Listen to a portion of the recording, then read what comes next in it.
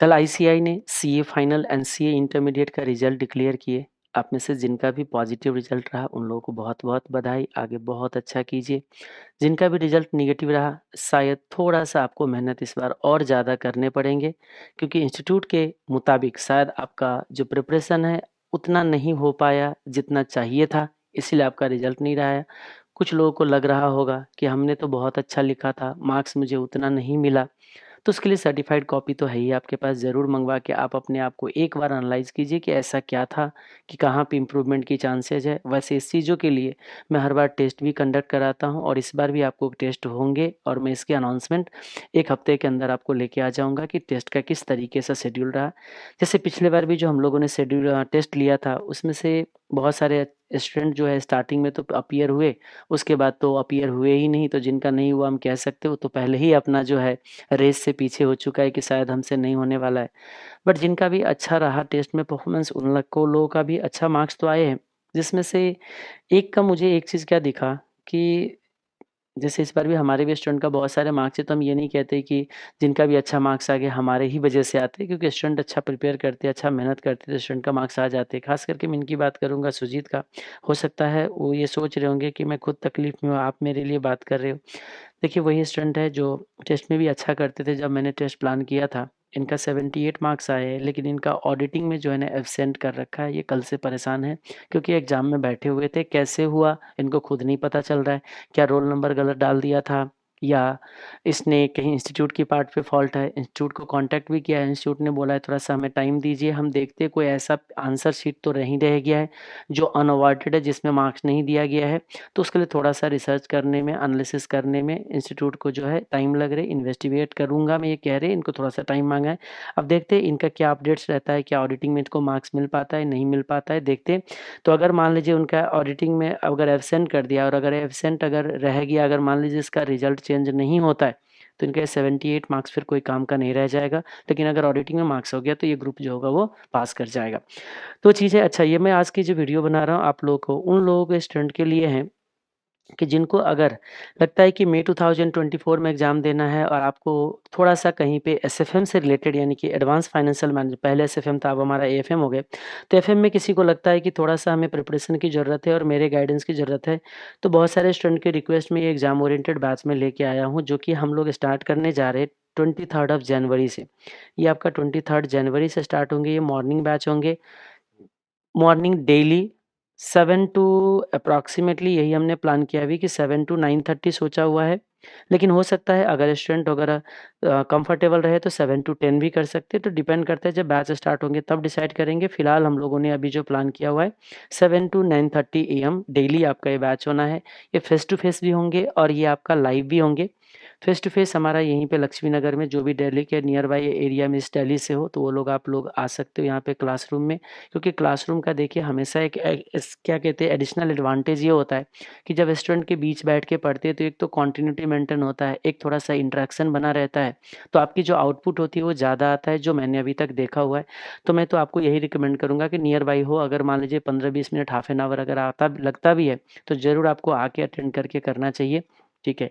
ये बैच आपको approximately 50 days मैंने प्लान किया है। मेरा प्लान है कि मैं 130 से लेके, अब कितना डिपेंड करता है क्योंकि क्वेश्चंस वगैरह भी बढ़े हैं, तो मैं मोटा-मोटा कह सकता हूँ जैसे पिछला बैच जो था हमारा 140 आवर था, तो मैं कह सकता हूँ 140 आवर्स के अराउंड जो है ना ये बैच कंप्लीट हो जाना चाहिए, यानी कि अप्रॉक्सिमेटली 50 डेज़ जाना चाहिए जो मुझे लगता है, ठीक है। 50 टू 55 या हो सकता है 60 डेज़ चला जाए, 60 डेज़ तो नहीं जाना चाहिए।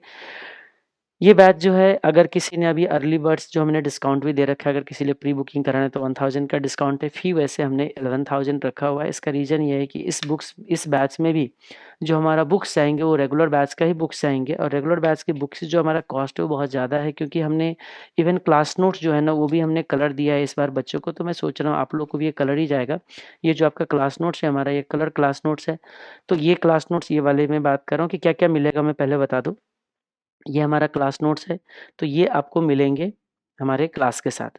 क्योंकि हम जो पढ़ाएँगे हम इसी में से पढ़ाएँगे, जो क्लास नोट्स है हमारा इसी से हम पढ़ाएँगे, कुछ अलग चीज़ नहीं कराना है। सिर्फ़ हम लोग टाइम सेव करेंगे, क्या चीज़ का मैं बता दूँ, जैसे नॉर्मल बैच में हम लोग क्या होते हैं क्वेश्चन्स वगैरह सॉल्व कर रहे होते हैं, इस बैच में सिर्फ़ क्वेश्चन डिस्कशन करेंगे, फेयरली हम सॉल्व नहीं करेंगे, आपके नोट्स में आपको ऑलरेडी मिलेंगे।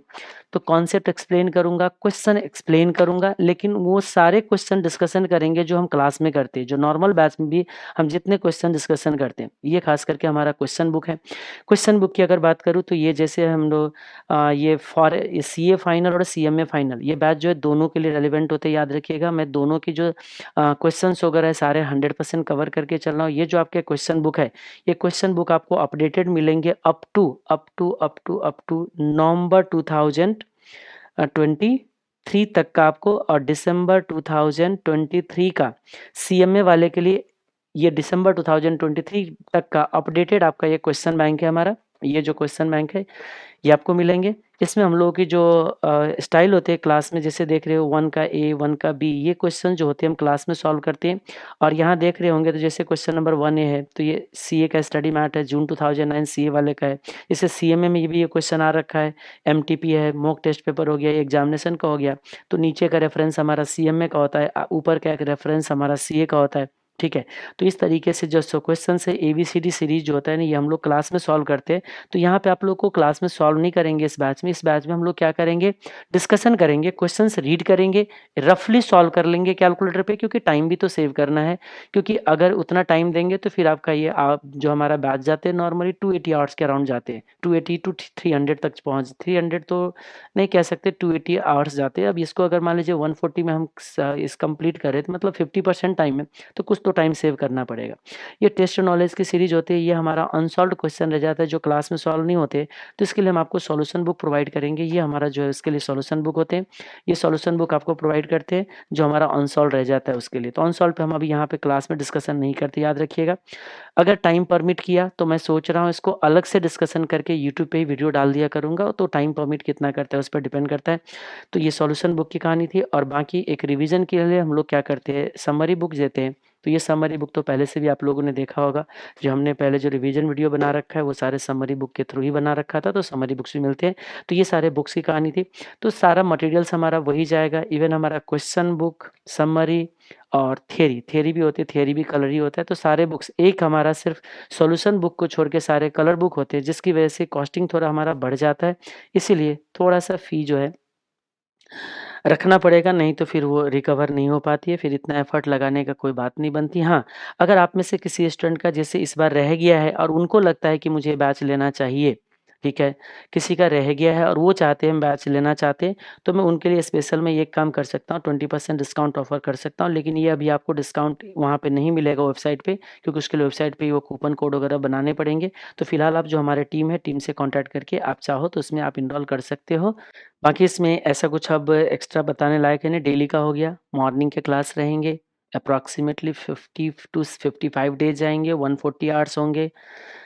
ये सारे सीए और सीएमए वाले के लिए रेलेवेंट है, कैसे पढ़ाना है मैंने ऑलरेडी बता दिया है। तो आप चाहो तो इस ये बैच अगर आपको लगता है बेनिफिशियल है तो आप लोग एनरोल कर सकते हो। एनरोलमेंट के लिए आपको वेबसाइट पे आपको लिंक मिल जाएँगे। बाकी ये जो जिसका रह गया है उसके लिए कैसे करना है वो इन्फॉर्मेशन आपको मिल जाएँगे, और टेस्ट सीरीज़ की जो बात है वो आपको मिल जाएँगी, 1 हफ्ते के अंदर अनाउंसमेंट मिल जाएँगे। और हाँ, जिसका अगर मान लीजिए सिर्फ अमेंडमेंट पोर्शन कवर करना है कि ओल्ड सिलेबस में क्लासेस लिया था, मई 2024 में अपीयर हो रहे हो, तो उनके लिए हम कल से ऑलरेडी बैच अनाउंस करने जा रहे हैं। यानी कि कल से हम इवनिंग में लेंगे, जो कि 11 जनवरी से आपका शाम पे यूट्यूब पे लाइव होंगे 7 टू 10, तो उसको आप जॉइन कर सकते हो, उसके लिए कोई भी चार्जेस नहीं है। बाकी जो पीडीएफ नोट्स है वो आपको सॉफ्ट कॉपी आपको शेयर कर दिया जाएगा। टेलीग्राम पे बने रहिए, टेलीग्राम पे आपको मैं शेयर कर दूँगा। हमारे टेलीग्राम का नाम है एसएफएम बाय सीए नागेंद्र सा, ठीक है? जिसमें आपको 9000 के अराउंड आपको सब्सक्राइबर मिलेंगे। उसको आप चैनल को सब्सक्राइब कर लीजिए, वहाँ पे आपको अभी मैं नोट शेयर कर दूँगा, तो आप अपने लेवल पे प्रिंट करा के इसको जॉइन कर सकते हो। वो जो 6 टू 7 डेज़ का जो क्लासेज़ होंगे अमेंडमेंट का, वो क्लासेज़ मैं आपको बता दूँ कि वो क्लासेज़ कवर करने के बाद आपके पुराने जो मटेरियल है उससे आपका कवर हो जाएगा। कुछ भी नया करने की ज़रूरत नहीं है, अगर आप मई 2024 में अपीयर हो रहे हो तो। ठीक है? ये छोटा-सा अनाउंसमेंट था आज के वीडियो में।